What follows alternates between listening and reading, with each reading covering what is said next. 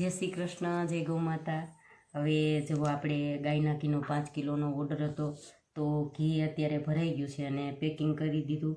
અને તમારા બધાના સાથ સહકારથી અમને ઘણો સપોર્ટ મળ્યો છે. તો આવો ને આવો સપોર્ટ કરતા રહેજો. અમારી ઇન્સ્ટાગ્રામ, ફેસબુક અને યુટ્યુબને ફોલો કરજો, લાઈક કરજો, શેર કરજો, સબસ્ક્રાઈબ કરજો. અને ખાસ કે અમારી કોઈ ભૂલ હોય તો પણ અમને કોમેન્ટ દ્વારા જણાવજો. કોઈને સજેશન દેવું હોય તો પણ કોમેન્ટ દ્વારા જણાવજો.